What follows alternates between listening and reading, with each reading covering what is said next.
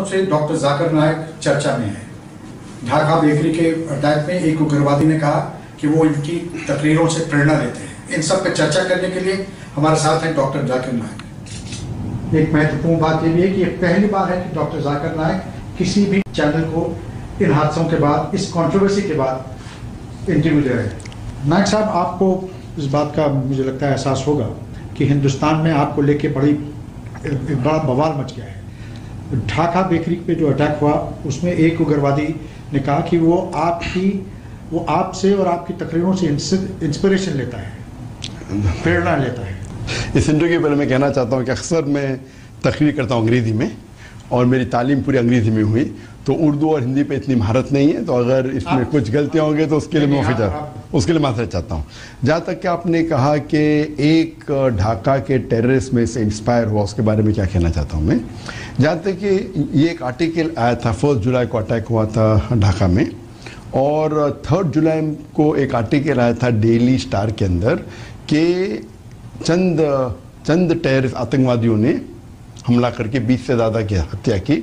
उसमें से एक आतंकवादी मेरे से इंस्पायर हुआ, और ये न्यूज़ उठा के इंडियन मीडिया ने हेडलाइन जाकिर नायक एकदम ऑलमोस्ट ऑल 95% चैनल्स के ऊपर वही था हेडलाइन, 95% न्यूज़पेपर पर हेडलाइन वो जाकिर नायक। सडनली फिर चंद दिन बाद ये आर्टिकल आया था 4 जुलाई को, हाँ, और उसके बाद 4 जुलाई को इंडियन मीडिया ने पेश किया, 3 जुलाई को आर्टिकल आया था। 9 जुलाई को यही पेपर ने एक करेक्शन दिया कि हमने कभी भी नहीं कहा कि डॉक्टर जाकिर नायक ने ढाका के टेररिस्ट को मासूम लोग का कत्ल करने के लिए इंस्पायर किया। हमने सिर्फ ये कहा कि वो फैन था, और ये भी कहा कि हमने जो इन्फॉर्मेशन उसमें शाया की थी कि जाकिर बैंड ने मलेशिया में, वो इन्फॉर्मेशन गलत थे। आप ये कहते हैं कि ये इल्ज़ाम बेबुनियाद है? बेबुनियाद है।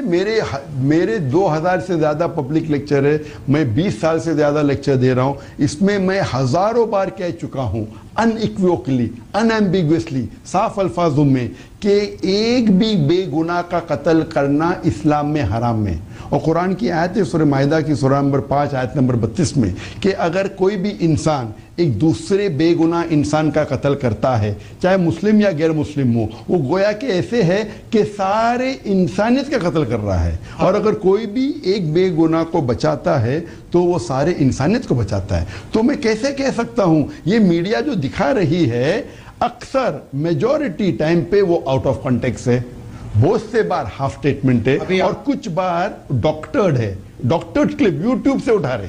तो ये डॉक्टर्ड है जो तकरीर है, क्या ये भी डॉक्टर्ड है कि आपने ये कहा था कि अमेरिका के खिलाफ अगर आप? बिल्कुल सही डॉक्टर्ड है। पहला चीज नंबर 1, उसामा बिन लादेन की आपने तारीफ की थी, ये भी डॉक्टर? कभी भी तारीफ नहीं किया। एक मुझे बताओ, मैं चैलेंज करता हूं, आप दिखा सकते मुझे?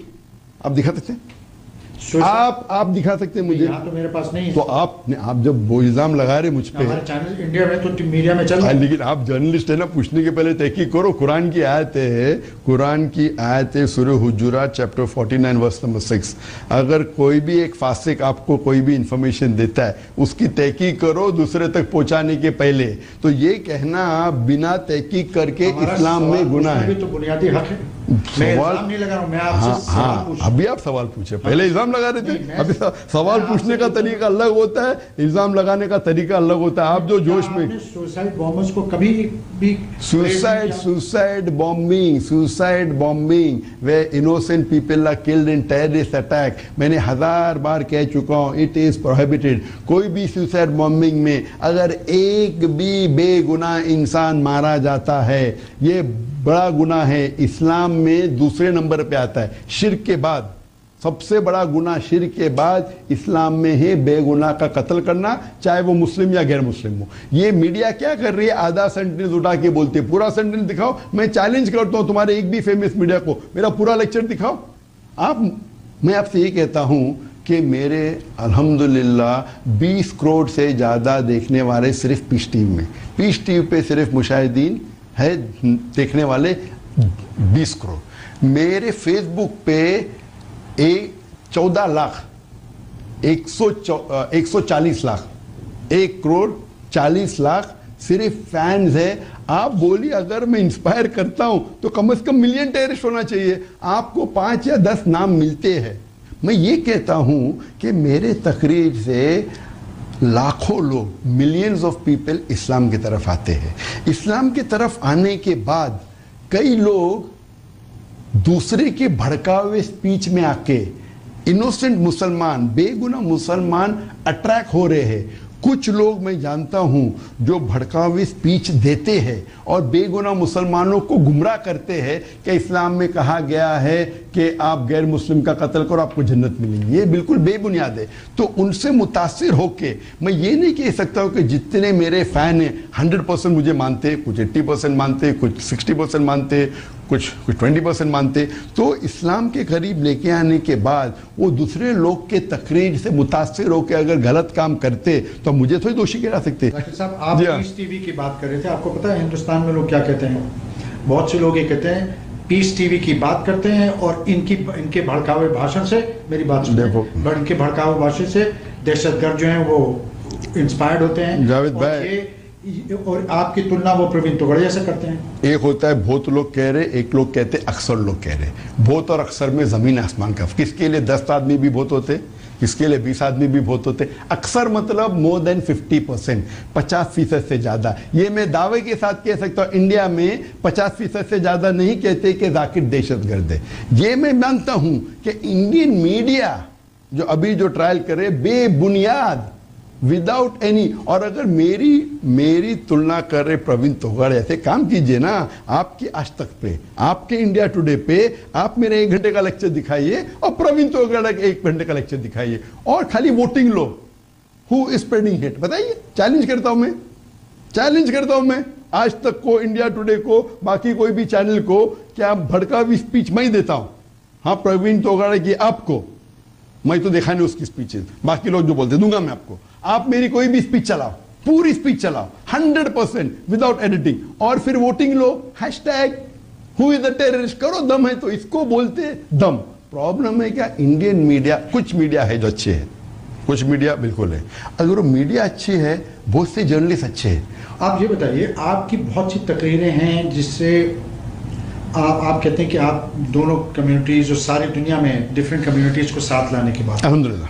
लेकिन आपकी जो तकरीरें हैं, आपका जो लबो लहजा है, आप दूसरी रिलीजन्स में, दूसरे के मजहब में क्या कमियां हैं ये खामियां दिखा दें। आपको लगता नहीं है दूसरों को ठेस पहुंचे होगी? आप मेरा एक भी लेक्चर दिखाओ जिसमें मैं क्या, जिसका लेक्चर का टाइटल है कि दिगर मज़हब के अंदर खामियां। मेरे जितने लेक्चर रविशंकर के साथ थे, आपने रविशंकर को बहुत बुरी लगी, आपने, वो आपके मेहमान थे, आपने उनके, वो मेरे मेहमान नहीं थे। मैं ही गया बैंगलोर, बैंगलोर उसका शहर, मैं मुंबई से बैंगलोर जाता हूं और वो कहते मैं उनका मेहमान हूं। किधर की उर्दू है, किधर की हिंदी है? मैं मुंबई में रहता था, हाँ 2006 में मैं गया बैंगलोर, तो मैं उसका मेहमान है क्या?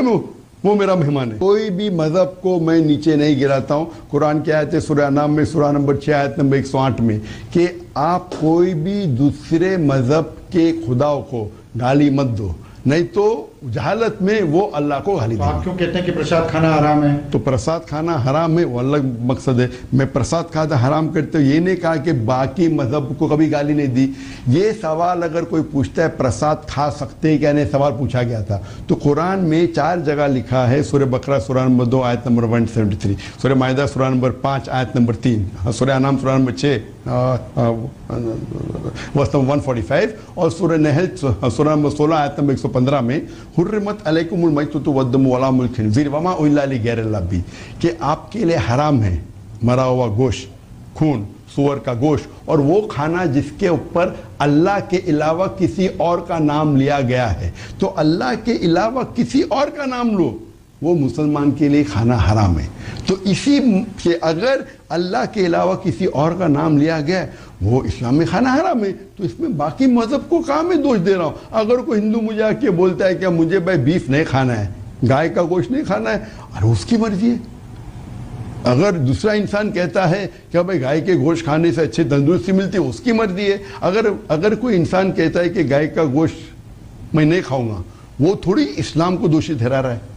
तो ये आप डबल स्टैंडर्ड क्यों हैं? डॉक्टर नाइक, आप बात कर रहे थे दहशतगर्दी की। सारी दुनिया में इस वक्त एक कोहराम मचा हुआ है दहशतगर्दी को लेकर। आईसिस और तालिबान को लेकर आपका क्या नजरिया है? जहाँ तक कि दहशतगर्दी का सवाल है, मैंने हज़ारों बार कह चुका हूँ कि इस्लाम में सूरह माइदा सूरह 5 आयत नंबर 32 के आयत के हिसाब से अगर कोई भी इंसान दूसरे इंसान का कत्ल करता है, कोई भी बेगुनाह इंसान का कत्ल करता है, चाहे वो मुस्लिम या गैर मुस्लिम हो, वो गोया के सारे इंसानियत का कत्ल कर रहा है। तो बेगुनाह इंसान का कत्ल करना हराम है। जितने भी दहशतगर्द अटैक्स हुए दुनिया में जिसमें बेगुनाह लोग मारे गए या बेगुनाह लोग इंजर्ड हुए, ये इस्लाम के मुताबिक हराम है। मैं इसे कंडेम करता हूँ। जो फ्रांस में और जो और जगह पे हो रहा जी, अरे भाई मैं बोल चुका हूँ, जिधर भी, चाहे फ्रांस में हो, चाहे ढाका में हो, चाहे न्यूयॉर्क में हो, चाहे बम्बई में हो, चाहे लंदन में हो, और मैं कंडेम कर चुका हूँ। मैं कंडेम कर चुका हूँ 9/11 जहाँ 3000 अमेरिकन मारे गए, वो मैं कंडेम करता हूँ। लंदन में जहाँ 50 से ज़्यादा लंदन ट्यूब बॉम्ब में मारे गए, मैं कंडेम करता हूँ। बॉम्बे में 180 से ज़्यादा लोग मारे गए, मैं कंडेम करता हूँ। लेकिन जो बेगुनाह हज़ारों लोग अफगानिस्तान में मारे गए, इराक में, पैलेस्टाइन में, उसको भी कंडेम करता हूँ। आपने कहा ISIS की मेरी क्या ख्याल है? मैं कहता हूँ, अगर मैं कहूँगा कि मैं अमेरिका का प्रेसिडेंट हूँ, आप अपने चैनल पे कहेंगे कि मैंने अमेरिकन प्रेसिडेंट को इंटरव्यू लिया जद्दा में, आप तो नहीं कहेंगे, आप कहेंगे ये आदमी झूठ बोल रहा है, ये आदमी ल्यूनेटिक है। तो जब ये ऑर्गेनाइजेशन अपने आप को इस्लामिक स्टेट कहती है और बेगुनाह लोग को मारते, तो आप क्यों बोलते इस्लामिक स्टेट? मैं कहता हूँ मीडिया अनजाने में या अनजाने में ये नाम इस्लामिक स्टेट दिया गया है मुसलमानों के दुश्मनों ने, इस्लाम के दुश्मनों ने ये लक़ब दिया। मैं कहता हूँ मुसलमानों से, मैं कहता हूँ मुस्लिम मीडिया से, मैं कहता हूँ आम मीडिया से, आप इन्हें इस्लामिक स्टेट मत कहो, एंटी इस्लामिक स्टेट कहो, anti Islamic state of Iraq and Syria, क्योंकि इस्लामिक स्टेट कोई भी बेगुनाह को मार ही नहीं सकता है। जब हम न्यूज़ में देते हैं कि आईसिस ने बेगुनाह लोग को मारा, हम ये कह रहे हैं कि ये इस्लामिक है। आप जब मुझे नहीं कह सकते कि मैं प्रेसिडेंट ऑफ अमेरिका हूँ, तो उनको क्यों इस्लामिक कहते हैं? आपका इस्लाम का इल्म कमज़ोर है, ये फिक्टिशियस नेम है, ये गलत नाम दे रहे हैं। तो हमें कहना चाहिए कि एंटी इस्लामिक स्टेट ने बेगुनाह लोग को मारा। तो मैं चाहता हूं कि अगले बार आज तक और इंडिया टुडे कभी भी इनका नाम लेंगी तो ये कहना चाहिए एंटी इस्लामिक स्टेट। अगर आप कहेंगे कितने लोग, अगर आप इस्लामिक कहेंगे तो एक आदमी, एक बच्चा देखेगा, अरे इस्लामिक स्टेट ये कर रहा है और इस्लाम में इसकी इजाजत है, तो वो बेगुनाह मुसलमान भी दहशतगर्द बनेगा। इसके जिम्मेदार कौन? मीडिया, क्योंकि मीडिया बता रही है कि इस्लामिक स्टेट। अगर मीडिया ये कहने लगी कि ये एंटी इस्लामिक स्टेट है और वो ऐसे हरकत कर रहा है जो इस्लाम में अलाउड नहीं है, तो शायद लोग गुमराह नहीं होंगे। मीडिया की गलती है, आप ये कहते हैं कि आपके ऊपर जो इल्जाम है वो बेबुनियाद है। बिल्कुल 100% बात है। तो हम जद्दा में ये इंटरव्यू क्यों कर रहे हैं? आप हिंदुस्तान वापस आइए, हिंदुस्तान, आप हिंदुस्तानी हैं, हिंदुस्तानी पासपोर्ट होल्ड करते हैं, आप हिंदुस्तानी पासपोर्ट आइए, हिंदुस्तान आइए। अगर आपको डर नहीं है वहाँ, आपको शायद पता नहीं कि मैं नॉन रेसिडेंट इंडियन हूँ। NRI जैसा लफ्ज आप जानते? Non resident. मेरे पास रेसिडेंट परमिट है सऊदी अरेबिया का और यूएई का और कई कंट्री का। अक्सर आज ने कई सालों से अक्सर मैं इंडिया के बाहर रहता हूँ, फिर भी जब मुझे पता चला कि इंडिया मीडिया मैलाइन कर रही है, मैंने कहा अच्छा मैं 1.5 दिन के लिए आऊँगा, 11 तारीख को आऊँगा, 12 तारीख को प्रेस कॉन्फ्रेंस दूंगा, फिर वापस मेरे काम पे वापस आ जाऊँगा। लेकिन हमको हॉल नहीं मिला, बुकिंग किए, कैंसिल कर दिए, सेकेंड हॉल के कैंसिल किए, 4 स्टार ने, उनको प्रेशर आ गया, तो मैंने मदीना के जरिए मैंने स्काइप के ऊपर लाइव इंटरव्यू लिया। उधर 100 लोग थे, तकरीबन 60-70 मीडिया थे। आपको गवर्नमेंट की किसी भी एजेंसी ने तलब किया है क्या? किसी ने कोई आपकी इंक्वायरी की है? मुझे और अगर जरूरत पड़ी तो क्या आप भारत आने पे और सवालों का जवाब देने पे तैयार हैं? मैं मीडिया ट्रायल के लिए आने के लिए बेबुनियाद समझता हूँ, लेकिन अगर अब आज तक के कोई भी ऑफिशियल इंडियन इन्वेस्टिगेशन एजेंसी ने लास्ट 2 हफ्ते में मुझे कांटेक्ट किया नहीं। और आपको ये कहना चाहता हूँ, मीडिया जो बेबुनियाद जाकिर वॉज इंटरोगेटेड, सब झूठे।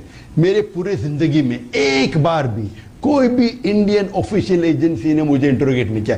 एक बार सिर्फ गया था जब बेबुनियाद इल्जाम लगा था, बेल के लिए मैं कुल्ला पुलिस स्टेशन गया था। उसके अलावा मैं एक बार भी, मुझे एक भी गवर्नमेंट ऑफिशियल ने इंटरोगेट नहीं किया। वो अलग बात है, क्या मैं कई पुलिस कमिश्नर को मिला हूँ, जॉइंट कमिश्नर को मिला हूँ, एडिशनल कमिश्नर को मिला हूँ, एंटी टेररिज्म डिपार्टमेंट हेड को मिला हूँ, इंडिया में मिला हूँ, बाहर मिला हूँ, क्या I am a public figure. मैंने इवन हैदराबाद में 2 बार तकरीर की, तो क्या टेररिस्ट को बुला रहे लोग तकरीर करने के लिए?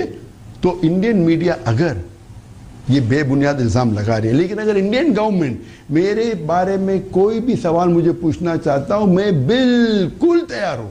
आई am ready to cooperate not only with Indian government, with any government agency in the world. अगर मेरे वजह से एक भी टेररिस्ट पकड़ा जा सकता हूं, मैं कोऑपरेट करने को तैयार हूं। डॉक्टर जाकिर नाइक जी, आपका इस जो प्रेजेंट सरकार है भारत की, उसके बारे में क्या नजरिया है? बहुतों का मानना है, पहले लोग ये मानते थे कि इनके आने से लोगों में दूरियां, ना इत्तेफाकियां बढ़ेंगी, दूरियां बढ़ेंगी। क्या आप इस राय से इत्तेफाक करते हैं? तो जहाँ तक कि पॉलिटिक्स का सवाल हो, मैं पॉलिटिशियन नहीं हूँ, लेकिन अगर मैं मुझे पूछेंगे प्रेजेंट गवर्नमेंट के बारे में, पीस टीवी ने अप्लाई किया था डाउनलिंक की परमिशन प्रीवियस गवर्नमेंट में, 2008 में, 2010 में, 2012 में, 3 बार रिजेक्ट किया गया without any reason, security reason. क्या सिक्योरिटी रीजन है? इस गवर्नमेंट, मैं कहूँगा जो पीस टीवी के ऑफिशियल्स है उनसे कहूँगा कि अभी ये प्रेजेंट गवर्नमेंट ने अप्लाई करो, मैं देखना चाहता हूँ। अगर ये प्रेजेंट गवर्नमेंट भी ऐसा करती, आज के तारीख में कई चैनल है हिंदू, कितने 20-25 कितने चैनल है जानता हूँ, हिंदू चैनल है, क्रिश्चियन चैनल है, एक भी मेन स्ट्रीम मुस्लिम चैनल नहीं। क्यों? आपसे पूछना चाहता हूँ। खाली ये बोलना सिक्योरिटी रीजन है। मैं चैलेंज करता हूँ, एक चीज बताओ पीस टीवी के प्रोग्राम में, चाहे इंग्लिश चैनल हो, चाहे उर्दू हो, चाहे बंगला हो, चाहे चाइनीज हो, जिसके अंदर दहशतगर्दी फैला रहे, जिसके अंदर इंडिया को सिक्योरिटी प्रॉब्लम है। इतने कंट्री दुनिया में दिखा रहे, सिर्फ इंडिया को ही प्रॉब्लम है, एक कंट्री ने बैन नहीं की। अब इंडिया का प्रेशर आया तो बांग्लादेश ने बैन किया, अब भी चंद रोज पहले। इतने सैकड़ों कंट्री, 175 कंट्री से ज्यादा में पीस टीवी दिख रहा है, तो इंडियन गवर्नमेंट को क्या प्रॉब्लम है? प्रीवियस गवर्नमेंट ने रिजेक्ट किया, इस टाइम में इस गवर्नमेंट में कहूंगा पीस टीवी ऑफिशियल को अप्लाई करने के लिए और देखूंगा। जहां तक के आपका सवाल है, जहां आपने पूछा था मुझे पहले क्या नरेंद्र मोदी के बारे में जी, क्या नरेंद्र मोदी के बारे में क्या राय है? जैसा मैंने कहा कि मैं पॉलिटिशियन नहीं हूँ, मैं पॉलिटिक्स के बारे में कम इल्म रखता हूँ, लेकिन जहाँ तक मैं जो कंपैरेटिव रिलीजन का स्टूडेंट हूँ, मैं तालिब इल्म हूँ, मैं ये कहना चाहता हूँ कि जितना भी मुझे इल्म है, मैं कोई भी प्राइम मिनिस्टर को, इंडिया के प्राइम मिनिस्टर को नहीं जानता हूँ जो 2 साल में इतने मुसलमान मुल्कों का दौरा किया। 2 साल के अंदर गल्फ कंट्री, 6 गल्फ कंट्री में से 3 मेन गल्फ कंट्री को मिले। He met Saudi Arabia, Qatar, UAE, Pakistan, Afghanistan, Turkey, Central Asia, इतने मुल्कों।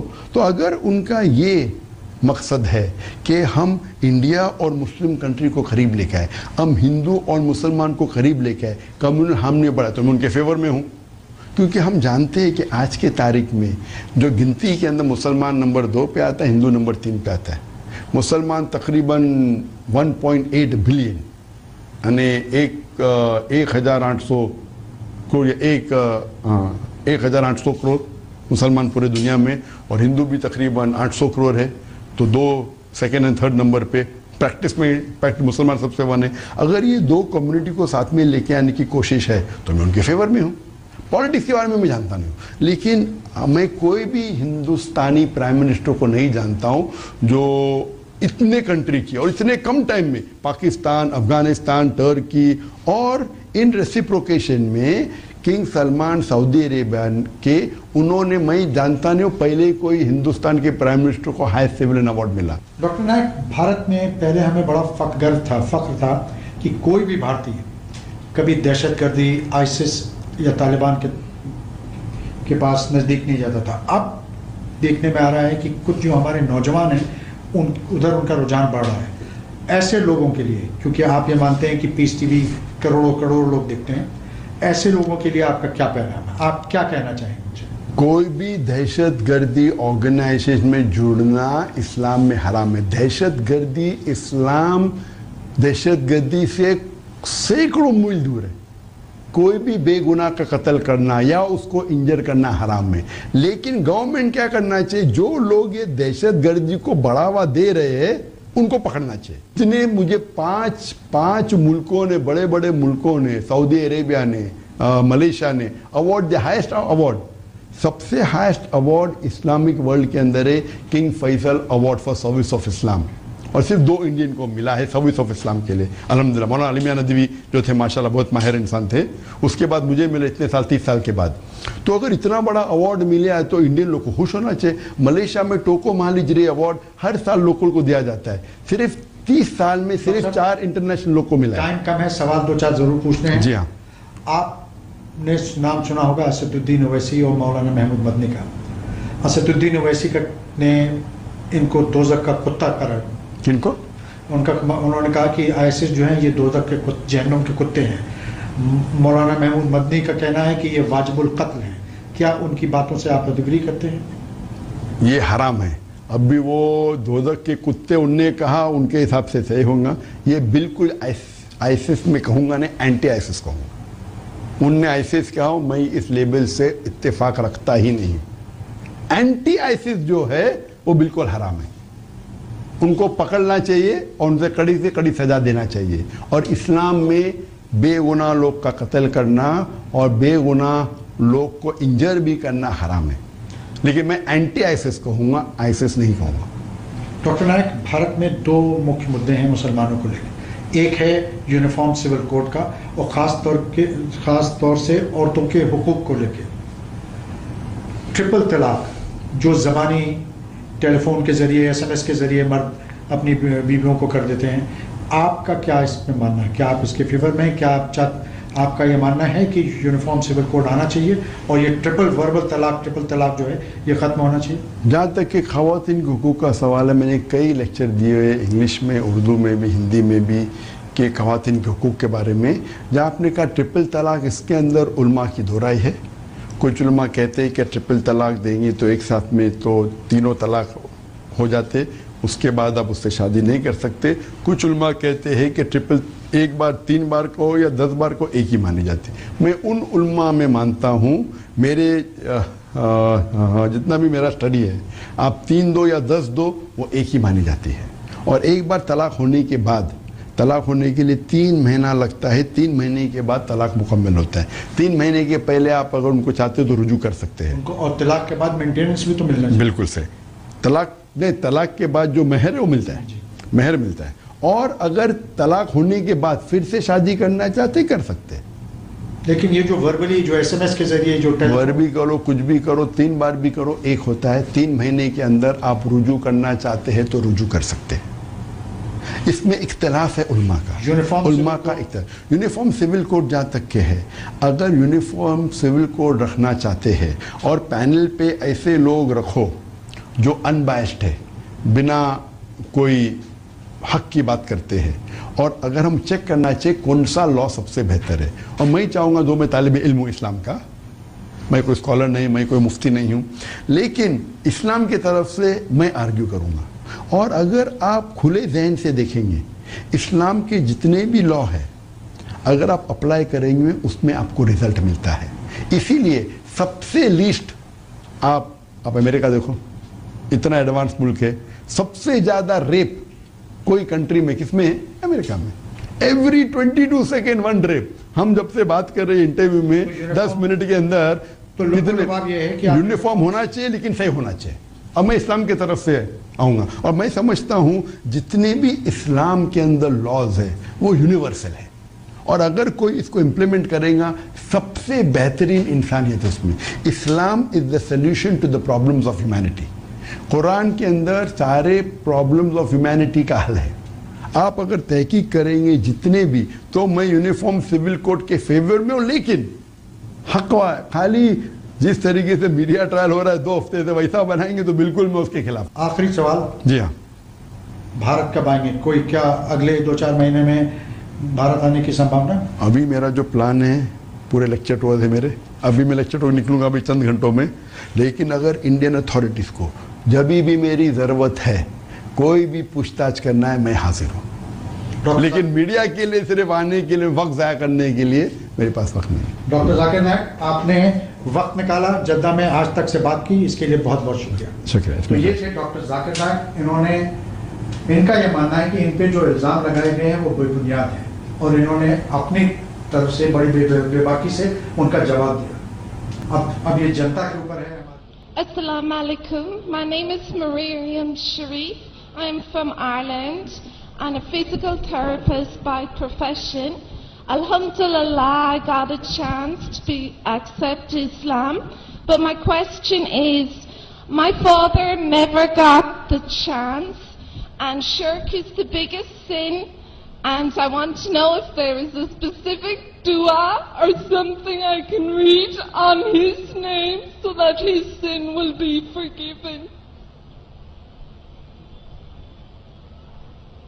Sister asked the question that Alhamdulillah she had accepted Islam, and she says that unfortunately her father, he died as a mushrik.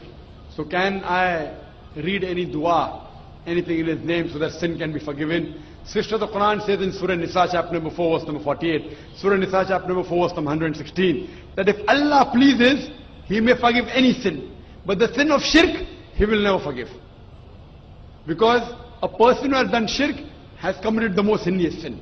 So except for shirk, any other sin, if the person is doing shirk and before he dies, if he repents, inshallah Allah will forgive.